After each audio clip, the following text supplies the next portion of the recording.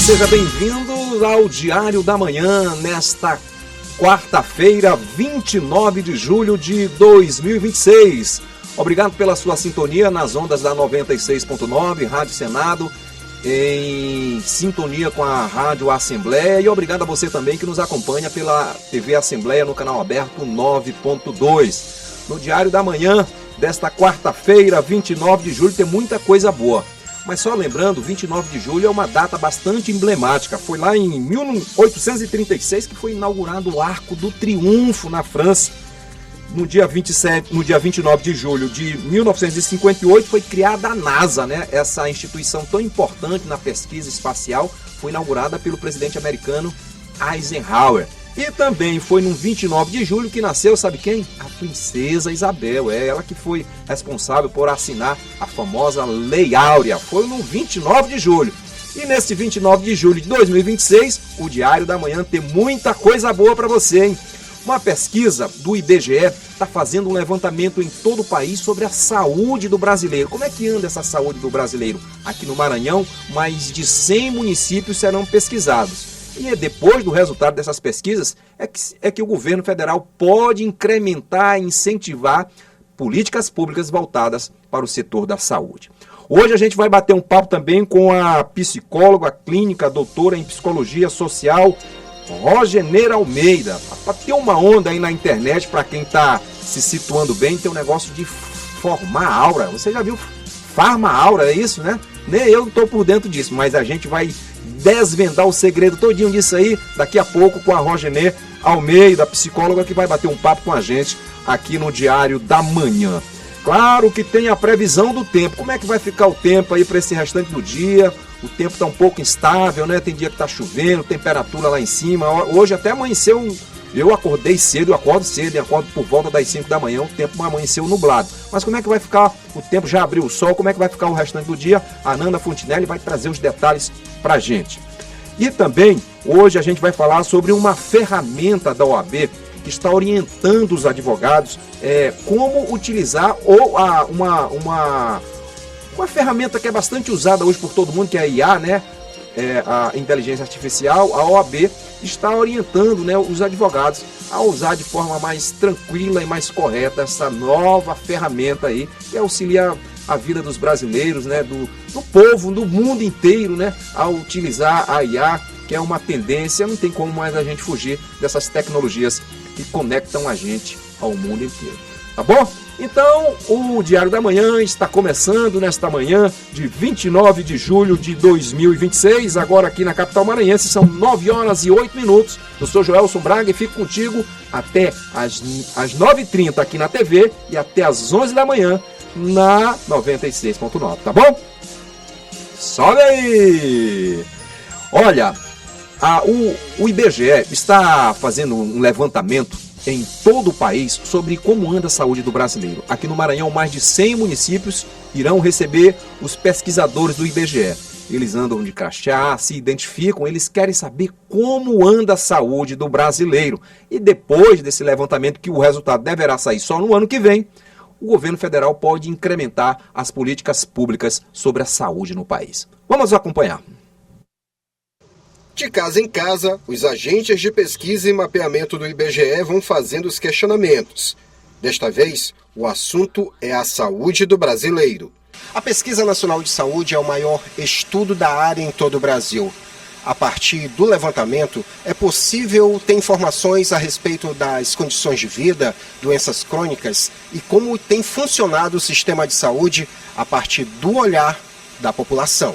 Esta é a terceira vez que a pesquisa é realizada.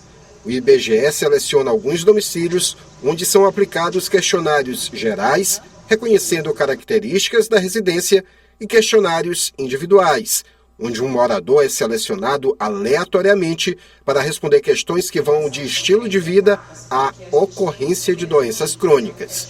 Esses domicílios, eles têm um peso amostral, do qual eles representam outros tantos domicílios. Então, o agente do IBGE chega naquele domicílio selecionado, se apresenta com a sua vestimenta do IBGE, com o computador de mão, com o crachá do IBGE. Caso o morador tenha dúvidas sobre a identidade desse entrevistador do IBGE, ele pode estar entrando no site Respondendo o IBGE, como também pelo 0800. O IBGE vai visitar 140 mil domicílios em todo o Brasil. No Maranhão, serão 9.030 residências que devem ser visitadas em mais de 100 municípios. A maior parte das visitas será feita na Ilha de São Luís. A pesquisa utiliza uma metodologia estatística de alta qualidade. Cada pessoa entrevistada representa um grupo da localidade onde reside, possuindo perfis semelhantes. Esse método permite que o IBGE alcance resultados precisos para o Brasil, os estados, regiões metropolitanas e capitais. Como é uma pesquisa amostral, não são todos os municípios coletados. Por exemplo, no Maranhão, a gente tem 160 municípios com setores para essa coleta. Os agentes de pesquisa e mapeamento são os primeiros a ter contato com a realidade da população. A precisão da pesquisa depende muito do que eles colhem nos questionários apresentados. Realmente, como o IBGE é um órgão bem requisitado, bem reconhecido pela população, a gente consegue sim fazer nosso serviço. O resultado da pesquisa deve ser apresentado em 2027. Com base nela, os atores políticos, sejam do Poder Executivo, Legislativo, Judiciário ou sociedade civil, podem ajudar a traçar planos e metas para o aperfeiçoamento do sistema de saúde. São vários quesitos, quantos já receberam diagnóstico de depressão, então são vários quesitos que serão investigados e que a partir daí, desse conhecimento da saúde real da população brasileira, a gente pode pensar, em políticas públicas cada vez mais eficazes para a saúde. Tá aí, bacana. É interessante essa pesquisa, né? Após essas pesquisas, né, o resultado que irá incrementar a política de saúde no país. Então, é importante você responder consciente, com tranquilidade aos recenseadores do IBGE. E chegou a hora da nossa entrevista. Entrevista.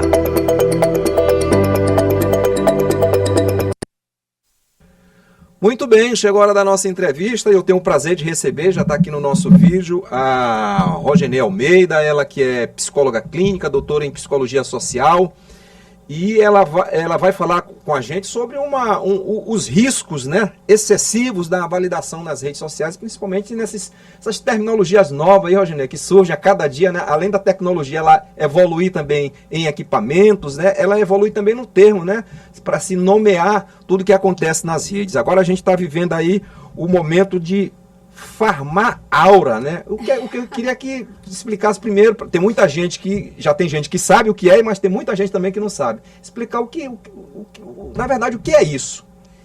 É interessante nós compreendermos que as mudanças tecnológicas, elas impactam a mudança na cultura, né? E obviamente que a linguagem vai mudando.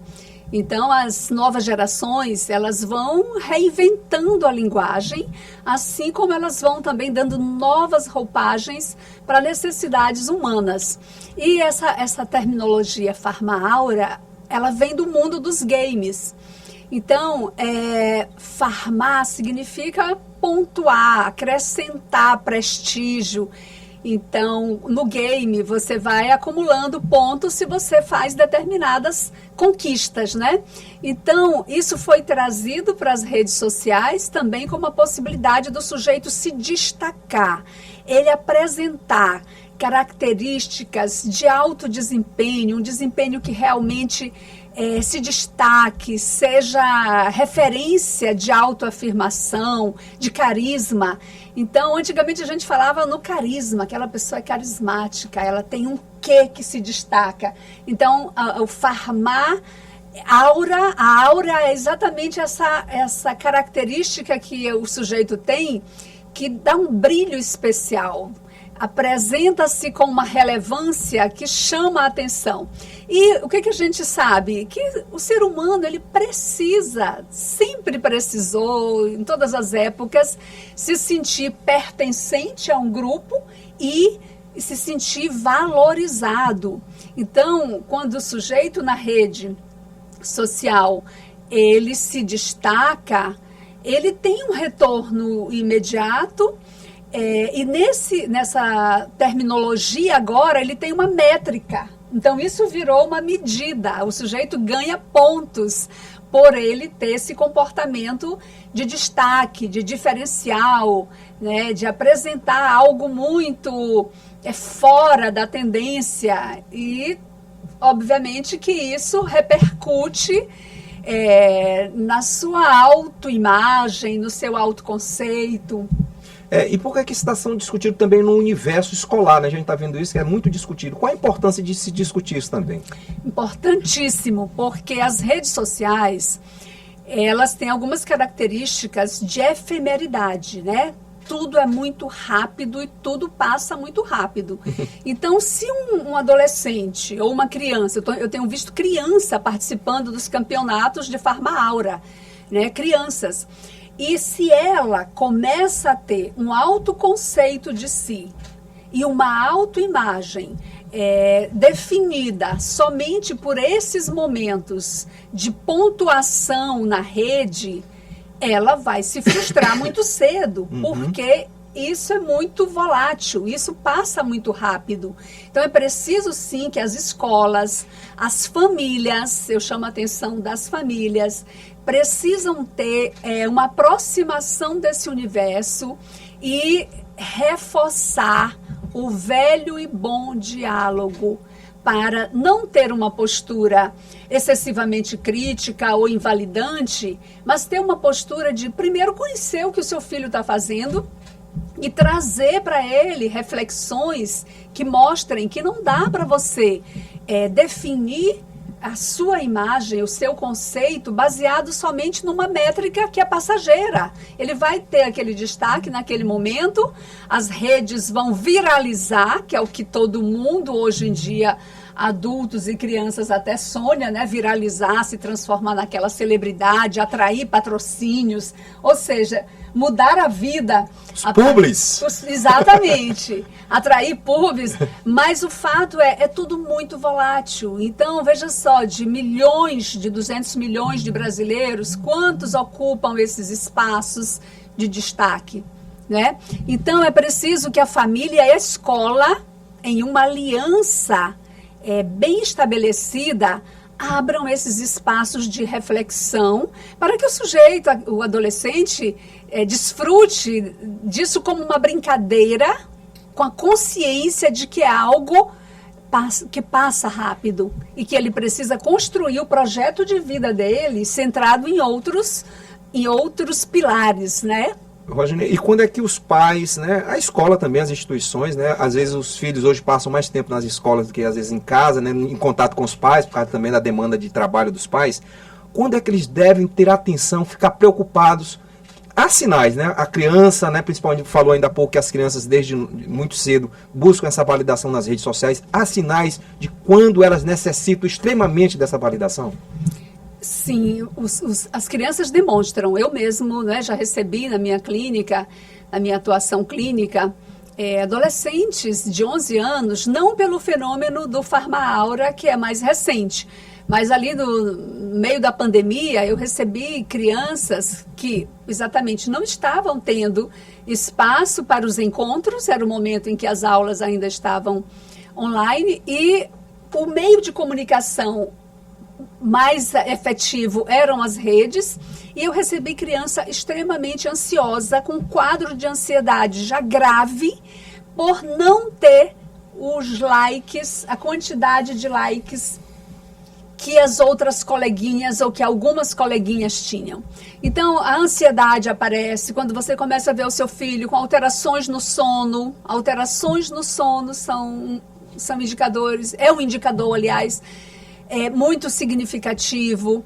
Quando a irritabilidade, sabe, aquela reclamação constante também de que está entediado, quando nada parece satisfazer mais, quando começa também a se isolar, essa questão do isolamento, de ficar muito fechado no quarto, quando começa a demonstrar também muitos segredos, o que ela faz, ninguém pode saber, Certo? Então, ali tem indicadores que precisam de um olhar atento e de uma presença acolhedora. Porque muitas vezes, se a presença dos pais... eu me manifesto com meu filho, eu estou ali presente. Mas é uma postura assim, muito de cobrança, uma postura crítica logo. Isso afasta ainda mais. E aí não lhe dá alcance de diálogo. O diálogo só vai surgir se a postura do adulto de referência, é uma postura de acolhimento, de querer compreender. Eu quero entender o que é isso, que história é essa de formar aura, me explica aí, eu também quero participar disso. Que nada, isso não é para você. Mas aí já cria ali um clima mais, né, descontraído, que permite validar o universo do adolescente ou da criança, mas ao mesmo tempo o adulto não sai do papel de adulto, que é ter uma reflexão mais amadurecida para estabelecer ali com seu filho. Também nessas questões tecnológicas, prevenir ainda é o melhor remédio ainda, melhor do que remediar, né? Perfeito, exatamente. E o prevenir se torna complexo nesse universo, como tu falaste, né, do mundo do trabalho, que hoje os pais, de fato, têm sobrecargas muito grandes de trabalho, até porque o mundo consumista te exige, né, que tu tenha disponibilidade de recursos para fazer parte desse consumo. Porém, é importante lembrar, quem se tornou pai e mãe se comprometeu ali com uma missão que é intransferível. Então, abrir espaço para convivência, ter espaço para convivência. Né? Se você não tem esse espaço para convivência, trocas, olho no olho, interações verbais, você não conhece o seu filho. Eu sinto muito, eu trabalhei em escola por 30 anos e era muito comum a gente se deparar com um pai que ele não conhecia o filho. E não conhecia por quê? Porque era irresponsável? Não, era um pai extremamente comprometido, né? Era um pai provedor, era um pai preocupado, mas ele não exercitava o espaço para as trocas afetivas. E a gente só conhece alguém quando abre espaço para as trocas afetivas. Agora, o farmar e também tem o perder, Aura. Quando é que acontece isso também? Perde aura quando você paga mico. Vou usar a linguagem deles. Quando você não se destaca, quando você não faz algo que é digno, né, desse aplauso, dessa validação na rede. Então, e isso é perigoso. Achei interessante tu trazer esse aspecto, porque para um adolescente, como eu te falei o exemplo que eu te dei, adolescente estava em crise de ansiedade muito grave, já estava tendo sintomas depressivos, porque ela não tinha o número de likes, de curtidas. Né? Então, agora tu imagina, no Farma-Aura, que é um espaço público em que você demonstra que não teve um desempenho à altura da pontuação, do Six, né? Então, isso pode afetar muito negativamente a autoestima. Então, por isso é preciso, sim, mais a presença que a gente falava do adulto, da escola, refletindo com ele que a tua autoestima, ela não pode ser centralizada nessa curtição que é temporária. A tua autoestima precisa ser desenvolvida pelos recursos e competências que você tem, que pode desenvolver e que não se desenvolve num curto espaço de tempo. Você vai desenvolvendo suas competências, suas habilidades que te diferenciam ao longo da vida. Então, não é no campeonato de Farma-Aura que se define quem tu és. Ali é um momento transitório que deve ser encarado como curtição. Então, eu perdi pontos. Perdi, faz parte da vida. E a escola e a família precisam ensinar que errar faz parte do crescimento. Que não existe um desenvolvimento pessoal efetivo, estruturado, estruturante, que não passe pelos erros, validar os erros. E lá no campeonato ninguém vai validar o erro, só vai tirar ponto da sua aura. Por isso que é imprescindível essa atuação da família, né, em aliança com a escola. Rogerê, aí a gente volta, apesar de ser um termo novo, mas a gente volta a uma discussão antiga, que é desde o começo dessa entrada da tecnologia na vida das pessoas. As pessoas passam em busca, né, de farmar, de validação, as pessoas passam a viver de rede social, né? Elas esquecem da realidade e vivem aquilo como se aquilo ali fosse a realidade, na verdade, né? Isso também é uma preocupação que pais, e até a gente mesmo, que às vezes que somos pais, né? Vivemos nesse mundo e temos que ter essa preocupação, né? Temos, porque isso pode causar muito adoecimento, né? O risco da criança muito cedo estar exposta às redes sociais não é um risco qualquer, é um risco de adoecimento. Então, a Unesco, como uma organização mundial que estabelece diretrizes para a educação nos países membros da ONU, ela tem demonstrado determinadas diretrizes para os países adotarem, né? Entre os quais, de fato, definir tempo de tela para as várias faixas etárias, exigir das plataformas critérios mais rigorosos, né? E isso é muito importante, porque a exposição desordenada à rede, ela traz doenças físicas e psíquicas. Queria agradecer então aqui a presença da Rogener Almeida, né? A gente falando aqui, agora está todo mundo aqui, nossos ouvintes e os nossos telespectadores, por dentro de farmar a aura, o que significa. Eu queria agradecer a sua presença e as portas aqui da Assembleia Legislativa do Núcleo de Comunicação sempre abertas. Eu agradeço e recomendo muito que os pais não abram mão, que as escolas não abram mão do seu papel, que é o papel de ampliar o conhecimento da criança e do adolescente e de apresentar para eles possibilidades novas de interagir com essas tecnologias e com essas novidades que essa cultura atual apresenta, com senso crítico e com capacidade de também se colocar criativamente, não somente passivo e receptivo a tudo que vem das redes. Ok, obrigado, bom dia. São 9h27 e agora a gente vai saber como é que fica o tempo para o restante do dia. Quem traz os detalhes é ela, Nanda Fontinelli. Seja bem-vinda, Nanda.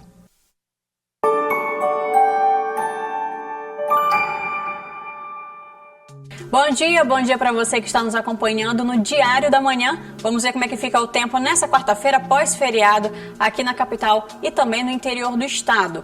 Olha só, em São Luís, a quarta é de tempo instável, o dia começa com sol entre muitas nuvens e ao longo da tarde o tempo deve abrir sem nebulosidade e sem chuva. As temperaturas ficam entre 25 e chega até os 29 graus.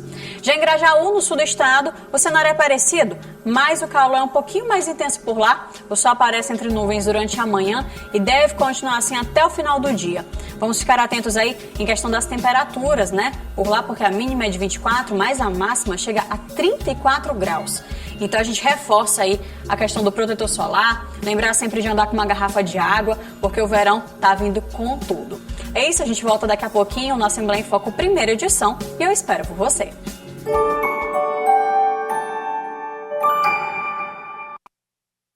Ok, Ananda, obrigado aí pela sua participação. Olha, a OAB está disponibilizando uma plataforma para orientar os advogados sobre inteligência artificial. Os detalhes a gente vai conferir agora. A inteligência artificial já faz parte da rotina de muitos profissionais.